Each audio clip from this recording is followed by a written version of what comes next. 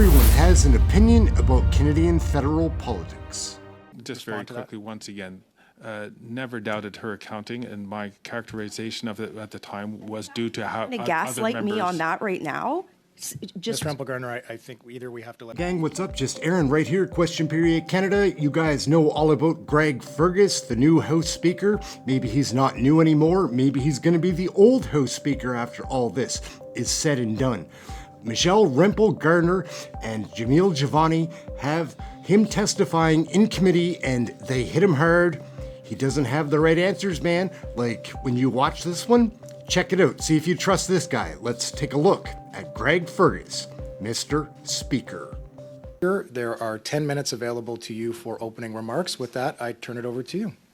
Well, thank you very much, Mr. Chair, and I thank the committee for inviting me to appear today to discuss this important issue of harassment at the House of Commons.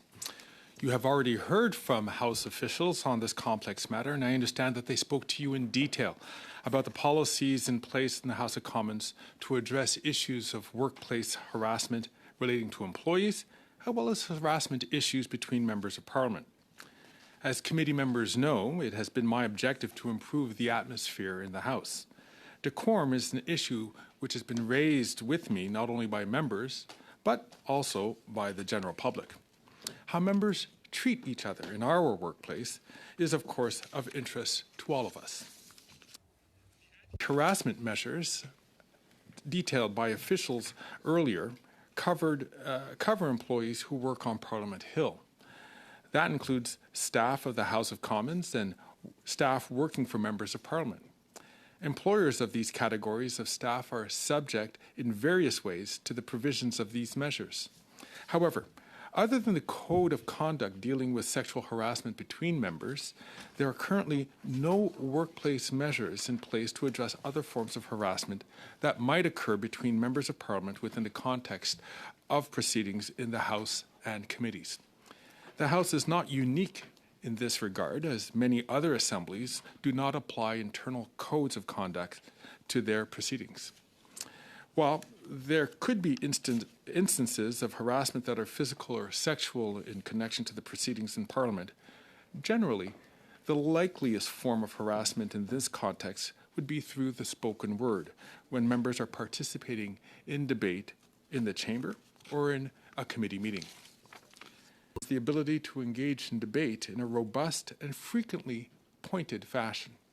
This age-old feature of our House is the cornerstone of our Westminster-style parliamentary tradition. It ensures that a member has full latitude in pursuing any matter of public interest or of importance to them. As such, this is an immunity that is fundamental to our proceedings. I must emphasize, however, that this does not mean that members have no protections in the chamber or committees from inappropriate comments from other members. Another ancient principle of our tradition are the rights that the House enjoys as a collectivity, which are catalogued in the House of Commons Procedure and Practice, 3rd edition, at pages 119 to 141. Chief among them is, and I quote, the regulation of its own affairs, unquote. This refers to the House's exclusive authority to control, quote, its own debates, agenda, and proceedings as they relate to its legislative and deliberative functions, unquote. Related to this is the House's exclusive right to discipline its members. Through these powers, the House has tools to hold any member accountable for any action that may be viewed as conduct unbecoming and misbehavior, including in the exercise of their individual right to freedom of speech. The House has exercised these powers in the past to address cases of inappropriate behavior by a member. Of the critic. Members' goodwill can be appealed to voluntarily improve the atmosphere in the House. However, stronger measures may be needed on rare occasions. In this respect, if the power to enforce proper decorum rests in my hands, broader disciplinary tools are properly the purview of the House. I would suggest that the House be prepared to use its power to discipline in those rare cases where statements may cross the line, bordering or reaching the threshold of serious misconduct. While the House has effective disciplinary tools and a strong commitment from the chair to make improvements to decorum, it cannot be done without the cooperation of all members. The second point I'd like to address is whether stronger rules are needed to address instances of harassment amongst members. As the committee knows, the standing orders of the House of Commons contains two appendices. The first, the Conflict of Interest Code for members of the House of Commons, which deals with obligations of members to avoid conflicts of interest of a pecuniary nature when carrying out their parliamentary functions. The second, the Code of Conduct for members of the House of Commons, sexual harassment between members, defines sexual harassment and sets out a dispute resolution mechanism when complaints arise. Never to the same degree. There have been instances of members posting comments regarding fellow members on social media that some would qualify as inappropriate or even harassment.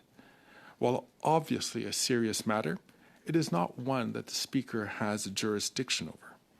It is a long-standing practice that the Speaker does not comment on statements made outside of the chamber. I'm grateful to the committee for their attention to this matter. It is important work and it is timely. Those are my thoughts on the issue. I hope my testimony will help the committee in its work in considering this matter. I very much look forward to the recommendations that this committee might be able to offer the House. I remain at your disposal to further assist the committee as it moves forward on this study. Je vous remercie. I thank all members for their attention, and I look forward to answering any questions you may have. Ms. Remple Garner, it is your floor for 6 minutes. Thank you, Chair, and thank you, Speaker. Speaker, you're responsible for overseeing the harassment policy for the House of Commons. Is that correct? That is correct. Would you characterize a physical altercation between members in the chamber as a potential instance of harassment?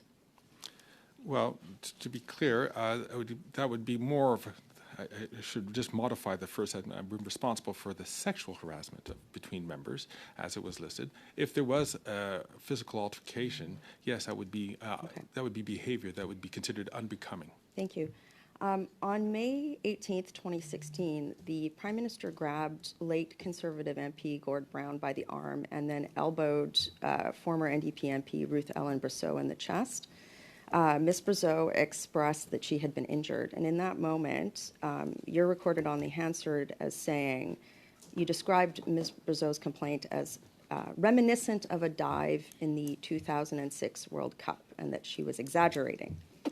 On what basis did you arrive at the finding that Ms. Brosseau was either diving or exaggerating what had happened in the House?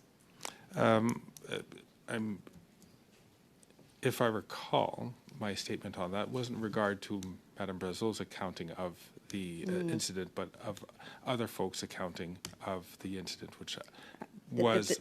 Sorry, go ahead. I'm sorry, go ahead. So are you saying she experienced it differently than what she had said in the House? No, I think she experienced it exactly the way she expressed it in the House. Yet you said it was... I'm just curious at how you arrived that it was a dive. I was commenting on how other people were characterizing, not what Madame Brosseau had said, but what other people had described it as being. Well, your exact statement was it happened exactly as the Prime Minister had described it. So I guess that's your statement, and you're now responsible for overseeing the harassment policy.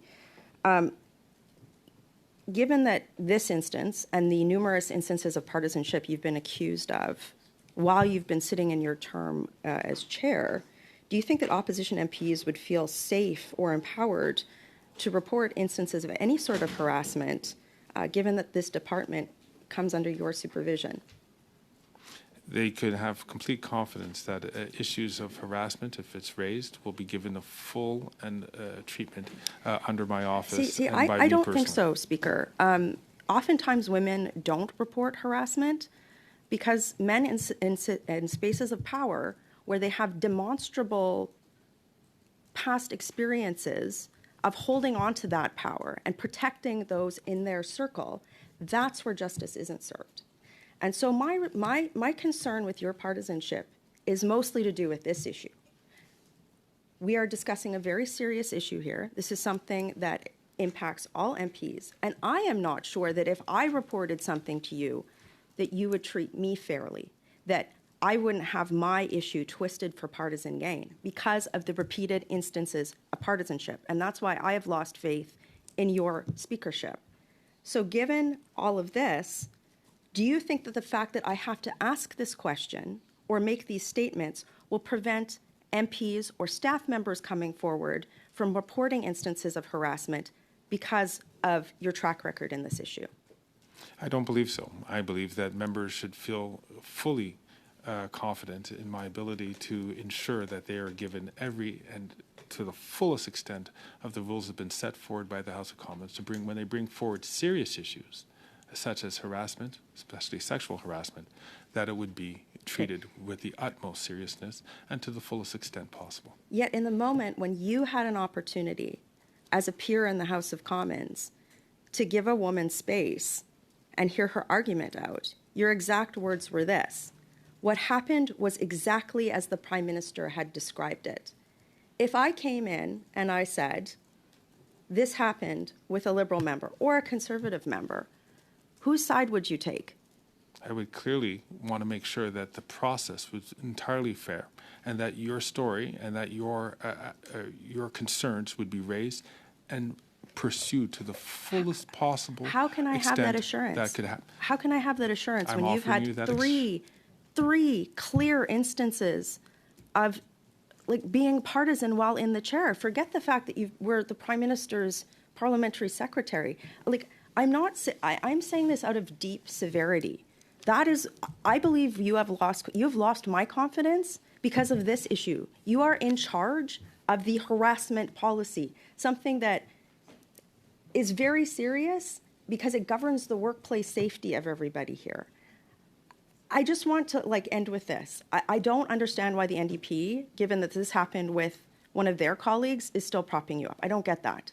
But again, I just want to give you, how could you in that moment, in showing a judge of fairness, supposed fairness, how could you arrive that this woman experienced it differently and that the Prime Minister, what basis did you use to make that comment in 2016? Well, I can tell you that I never questioned Ruth Ann Brousseau's accounting of the situation. You did. You said, I believe him, not I believe her. And that is what is wrong with every workplace around the world. And yet you demonstrated that in that moment. And deeply disappointing. We have about 10 seconds left. Mr. Speaker, did you want to just very quickly, once again, never doubted her accounting, and my characterization of it at the time was due to how other gaslight me on that right now? Ms. Remple Garner, I think either we have to let the clock run or we have to afford the Speaker the opportunity to respond. Mr. Speaker, did you want to take the last few seconds, or do you feel satisfied with the response? I would just like to say that, again, just to make sure that the record stands, that my description of that event was an accounting of what other people had described her event, and not how she had put it on. Okay, thank you very much. Ms. Romanato, the floor is yours for 6 minutes. Mr. Jivani, it's over to you for 5 minutes. Thank you, Mr. Chair. Mr. Speaker, so your job is to oversee the parliamentary precinct, to be a referee in the House of Commons, and to oversee the House of Commons harassment policy. When performing these duties, would you agree that it's important to remain neutral? Of course, I would agree that it's important to remain impartial. I hope all the decisions that I've pronounced in this place would be judged by any fair-minded person as being decisions that could stand the test of time and that were impartial. So as part of this, you no longer attend the weekly meetings with Liberal MPs, caucus meetings, for example? Absolutely. With regard to the harassment policy, would you agree with me that it's important for the accuser and the accused to have confidence that they will be treated fairly according to the harassment policy, regardless of what party that they're a member of? I would hope that they would feel that the process that was set up was one which allows them to both be able to feel free to express themselves, to raise the issues, and for it to be properly disputed. So today there's an ongoing debate about your partisan actions and whether you should remain a speaker. There'll be a vote later today on that. The story for the fundraising event and the highly partisan language used was that it went out in error and that it was a commonly used template. Have you been given assurances from the Liberal Party that this is in fact the story and that this template was widely used by other MPs? So you'll forgive me, Mr. Jivani, but this is a matter which is before the House. It wouldn't be appropriate for me to comment on it right now before the House pronounces on this. Okay, so if you haven't been given that assurance, or at least we can't confirm right now that you have been, do you think that MPs who want confidence and trust in the harassment policy should be concerned about the judgment of the Liberal Party in using the office of the Speaker for partisan purposes? Again, Mr. Jivani, you're putting me in a very uncomfortable situation. I would love to be able to comment on this issue. It just wouldn't be appropriate for me to do so when this matter is before the House. Okay. Well, why don't we zoom out then? We can zoom out to make you a little more comfortable from what we're talking about in the House today. Just generally speaking, do you have a policy on how to avoid this sort of partisanship from bleeding into your activities as the Speaker of the House? As was discussed before this committee, and as was reported on before this committee back in December, and it was reported to the House at the end of January, there are a whole bunch of recommendations on that front, and there are general guidelines which are provided for in the rules of procedure. But I believe if you were to take a look at the committee report, you'll discover that there was a conclusion that these guidelines were vague at best. I would say it is unfortunate that when we're discussing an important policy like this one, that the discussion is sort of marred by your inability to address some of these concerns.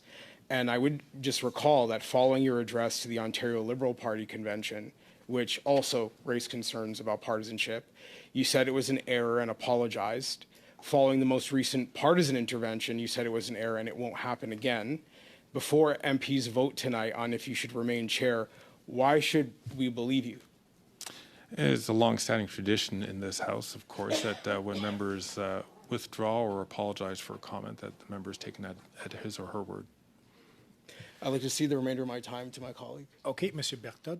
So gang, that's another wild one right there. I'm not gonna try to tell you what to think about what you just saw.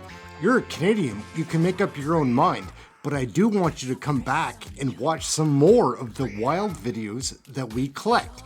We've got this network happening now. And also, if you're interested in a live chat in a fun stream, we watch the question periods daily, all of them. It's a great community. It's a fun chat. Come check us out. Like, subscribe, get notified, all that fun stuff. Comment. I love the comments. And especially just come back.